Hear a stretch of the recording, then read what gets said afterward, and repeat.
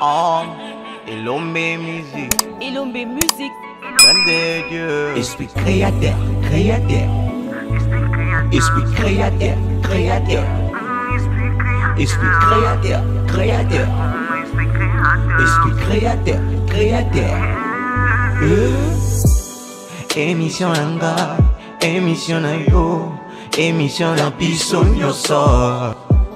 Émission Nanga, émission na yo, émission ya biso nyoso. Et mérite du là, grand créateur, Mosala et Simba, sa commentaire. Esprit créateur, émission Nanga, émission na yo ya biso nyoso. Esprit créateur, esprit créateur, mon esprit créateur. Yamotolinga kulandaka. Esprit créateur, oh esprit créateur. Yamotolinga kulandaka. Esprit créateur, oh esprit créateur. Yabiso moko. Yamotolinga kulandaka. Partout dans le monde entier. Esprit créateur. Emehidi mwela sibiliso moko. Yamotolinga kulandaka. Partout dans le monde entier. Esprit créateur. Emehidi mwela sibilisa kabiso. Yamotolinga kulandaka.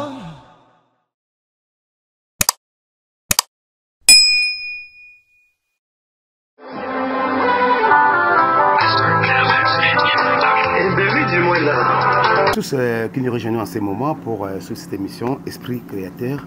Et bien dans notre émission aujourd'hui je reçois Maman Denise Pwekela. Donc il est la présidente de la fondation $1 pour sauver une vie. Vous écoutez bien, $1 pour sauver une vie. Donc tu vois ta maçonnaille, le lot maçonnaille à l'émission Esprit Créateur parce que à sa créatrice. Tant à créer fondation on a besoin de en qualité à créatrice.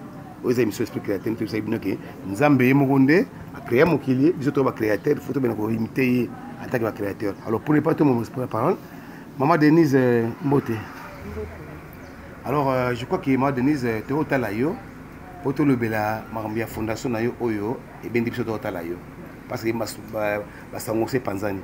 Mais avant tout banda ko tout na ma question ya fondation, tout banda Maman Denise yona no botani wapi. Maman Denise rencontrer Dieu à Botamina Kisangani, un certain 5 août d'une certaine année. Aza na famille à 10 personnes. Elle est septième de sa famille. Asali ba étude naye primaire, secondaire na Bogokoli. Et puis il y a Ekokende Lubumbashi, assez que ça la faculté à toi, à ici. Et elle est là, elle est. J'ai prêté serment. Mais un peu, est-ce que les canistes ont ça les loyaux? Ils ont comment marqué dans la vie pour comment on s'est ma fondation et d'Arabatou. Est-ce que ça a question que il y a gagné? Bon, pour accueillir les gens c'est trop dur parce que là au Maroc il y a la gare comme on dit. Les hasards ils ont raté. On est là. Et ça par rapport à la réalité de la vie, par rapport à ma cambo et comme il a dit, comme il a appelé Batou. Donc, on vit dans la société, donc, surtout dans notre société congolaise, aucune petite l'indifférence, vu ma douleur, vu ma cambo, pas si on les a alors on s'est dit, avec le peu, on a idée autour parce que fondation, ils ont le bon pour mon côté. Premièrement, ils ont mis ma casse et ils ont concevoir l'idée. Tant que mon passe, il s'est tellement bien fait de concevoir l'idée. Heureusement pour nous, nous avons pas mboli, tout un peu nous avons que ça dirait facilement et ça dit que tout ça a bon mot pour fondation et que parce que une fois sur un ayo, et l'équipe me colle belé, on peut tenir ma solo dit que il y a des fois on fait des gaspillages d'argent pour rien du tout. On a un bon dépensé, mais on a un bon bien quelque chose comme ça, alors que bon on est sauvé peut-être la vie à bateau dans l'hôpital, dans la prison. Ok, comme le dit notre dénomination, il y a Fondation Nabiso, il y a $1 pour sauver une vie. Et quand on parle de $1 pour sauver une vie, la franc Nabiso, Nambo Nabiso à Congo, il y a la valeur, il y a 2000 francs congolais. En tout cas, Papa Emery, vous êtes sans ignorer que quand on parle de gaspillage, bon, peut-être on ne gaspille pas. Pour moi, on va gaspiller. On va répondre à quand on a besoin de quelqu'un. Mais il y a deux fois, on s'est dit, tu peux ça privilège dans ma cambo ou coquine en cause là. Alors, on s'est dit qu'avec 1 dollar, 2000 francs congolais, si papa mère a payé 2000 francs, maman Denise a payé 2000 francs, un ami autre a payé 2000 francs. 2000 francs, on a comme 1 dollar. Et que ça, c'est bon, mon ya battu, ils allaient sauver. Parce que ils ont un cas, sous na hôpital, papa mère, je te dis, so ça le tour à l'hôpital, à l'hôpital plutôt, au monde. Donc, mon sous à l'autre coup, on a 10 000 francs. Bon, on ma poche de zuizate, maman qui est le cas zuité. Eh, mon taquet. Donc, et l'eau qu'on a et matakinga, parce qu'avant, je le faisais avec un prêtre. Je me disais, bon, c'était ma façon, il y a pour rendre, il y a repris Sanzambé, merci. Moi, action de grâce, c'était chaque fin de l'année. Avec préparer, moi, colis nanga bakisi, moi, l'eau sur les aïe, moi, enveloppe, merci père, aza omone à malade, awa, eza par nanga. Et après, un jour, je me suis dit, ah, n'a qu'à peu au là-bas, ça m'a fait encore très mal. Image où nous avons avant, quand je remettais les histoires et pas à père, là où on a sur terrain, ça m'a tellement touché. Bon, quand on reste comme ça, on reste toujours tout ça dans l'anonymat.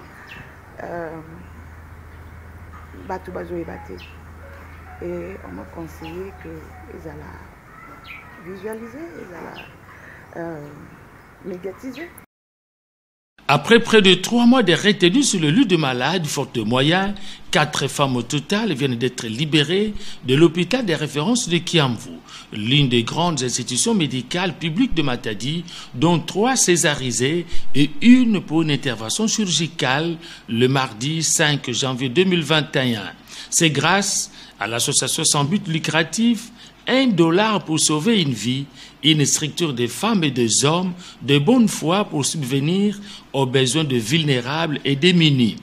Motif de joie pour le bénéficiaire. Merci.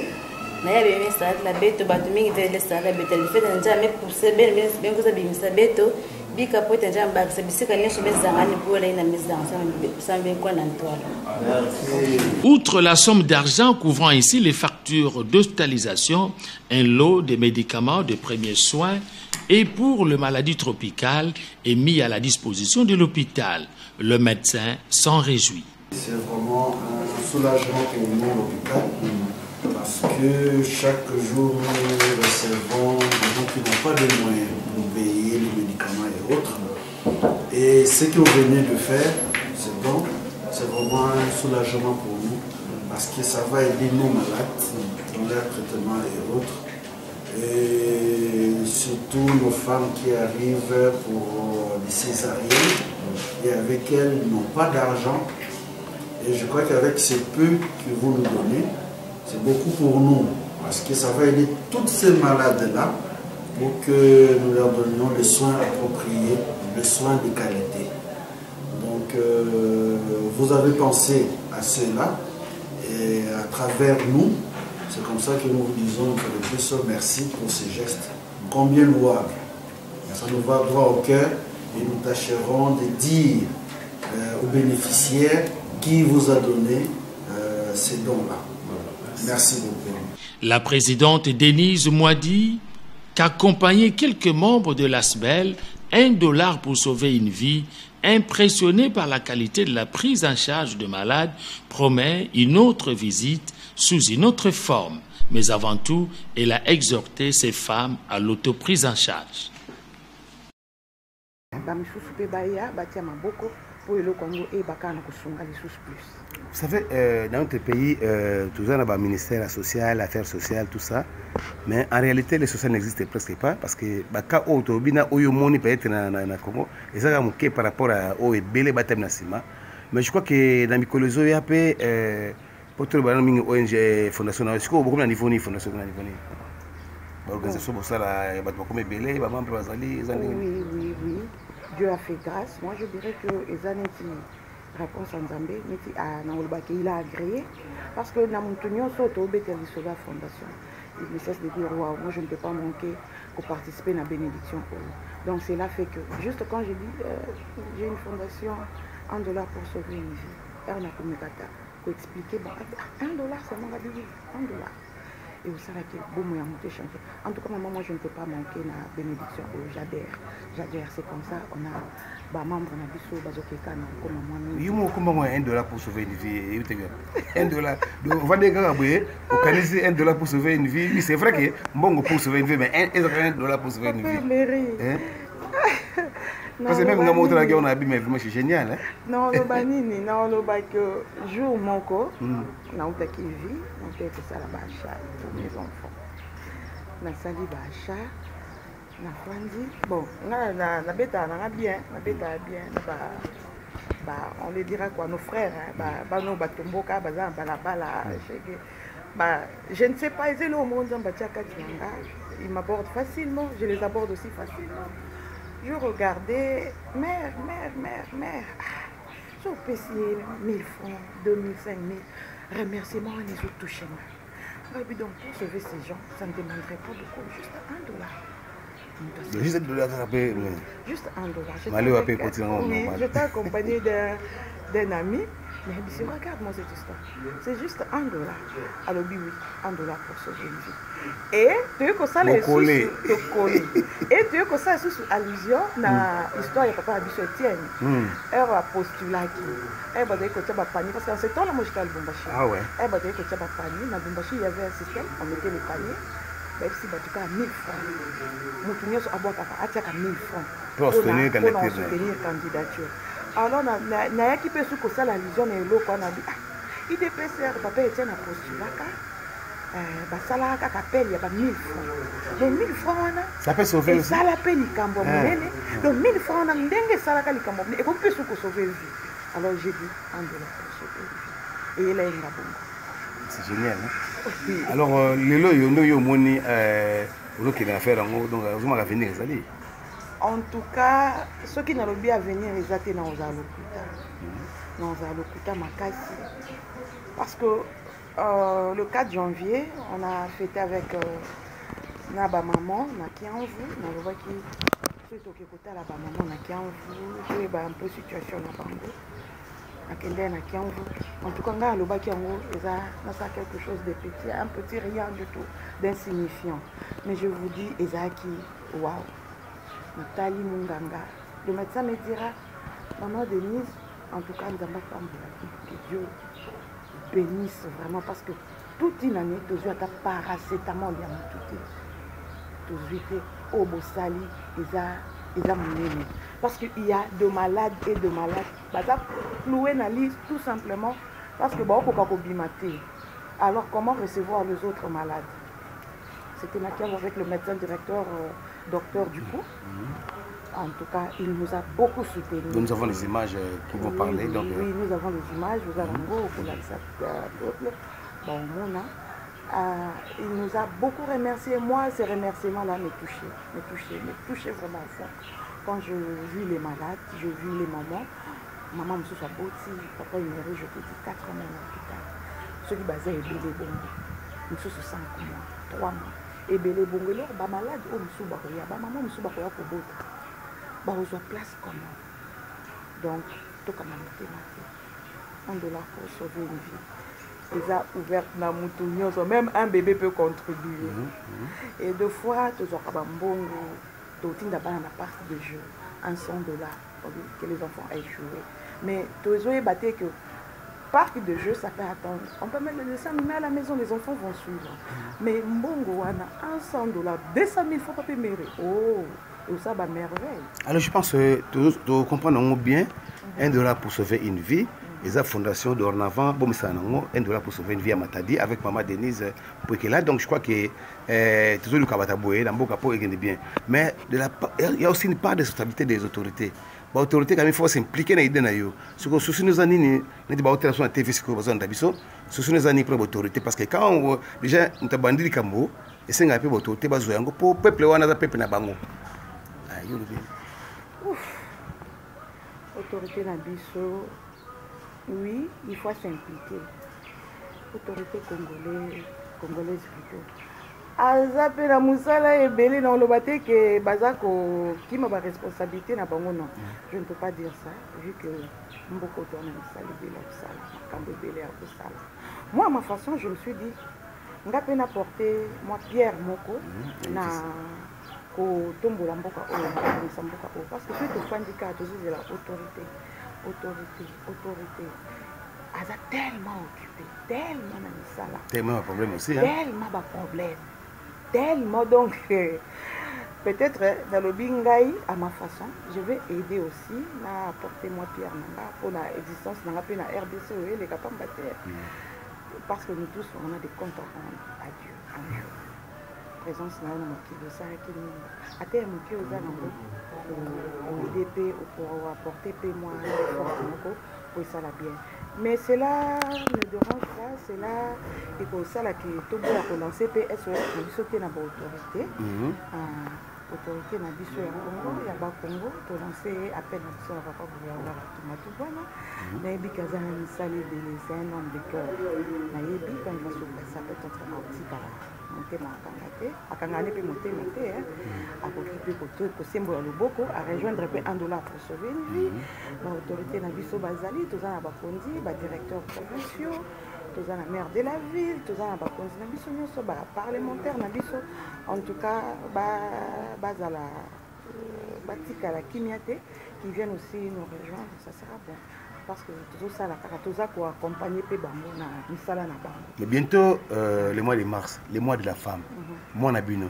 Est-ce que vous voyez pas que fondation fait conscientiser BCP parce que beaucoup de femmes ne savent pas que libération na bino qui par rapport à l'élite ouvrière qui bana ba usine basi ba que ba se exploiter tout et ça les désordre des États-Unis des sali que le tout monde ba pesa no journée il y a mois de mars mois de la femme mais le basi awa Congo ba kansaka tant que mois de mars ça mbala soma liputa to gena bar to melima sanga et sili alors fondation de attaque yoza wana attaque leader d'opinion pourquoi ba ni conseiller au pesa bande no basi en tout cas ngai nan na sala eloko wana te. Je me suis toujours inscrit en faux dans ma cambo maman na Oyuzalaka.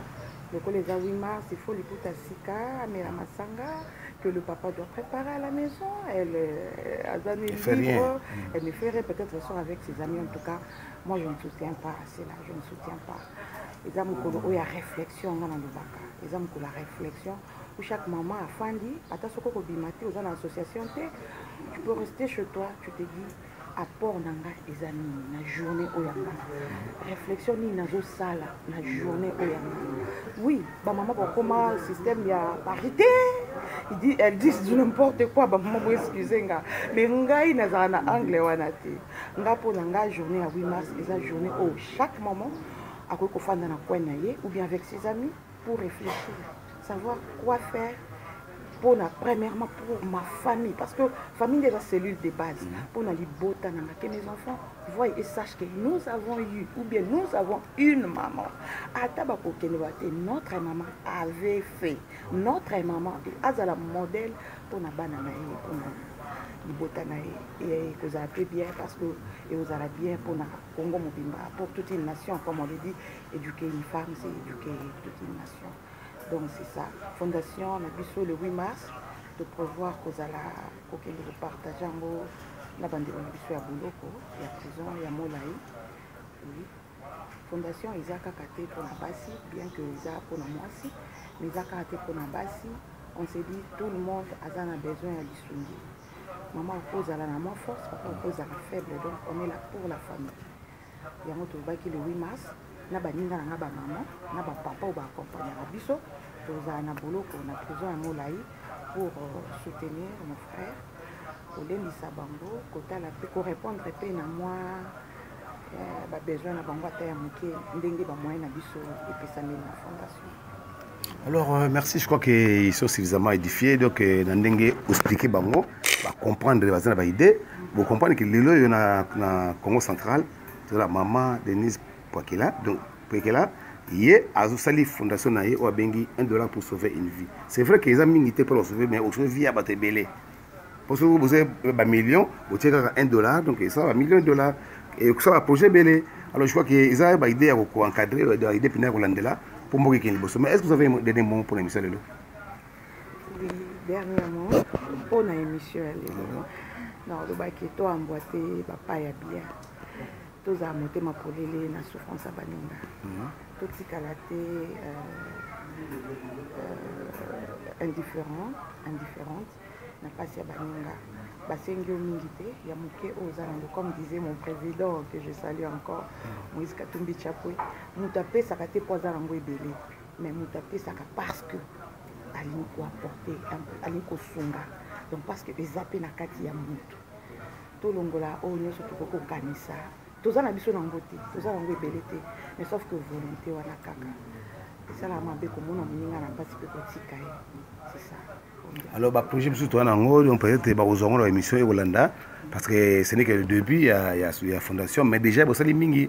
Alors, je crois que pour Ngaï, je crois que c'est par-ci que nous allons terminer notre émission. Si vous avez, à moins que vous ayez un mot à ajouter, l'émission est là, si vous allez, mais pour Ngaï, l'émission presque qui n'a pas. En tout cas, merci beaucoup, Papa Emery. Dengo apporter regard sur Bisso, sur Fondation Bisso. En tout cas, merci beaucoup. Vous avez invité. Zamba Pamboulayo. Merci. Et l'autre côté, au lobby, c'est ta façon aussi à soutenir la Fondation. En tout cas, Zambé a talo pinda na miso amawa. Aïbe sous nous Pamboula. Apamboula peuple congolais, Apamboula banaya ba Congo, Apamboula ba autorité na Bisso. Azala na Bisso, apesa Bisso sous longévité, makasi, pour te ba na continuer œuvre oyo atikati na Bisso. Merci beaucoup, c'était Maman Denise Pokela. Je crois que vous avez suivi l'émission que nous avons réalisée avec elle. Vous comprendrez, prenez rendez-vous avec Maman Denise pour ce 8 mars dans la prison. Pour la colonne de sapeurs prisonniers au Baza. On a biso, on a un bébé. Et on a la donc vraiment, on a compassion pour la baninga à biso. Alors pour moi, c'est par-ci que je vais terminer cette émission. Esprit créateur, c'était avec Maman Denise Pokela, avec la fondation $1 pour sauver une vie. Merci et à la prochaine pour notre numéro Esprit Créateur. Ciao.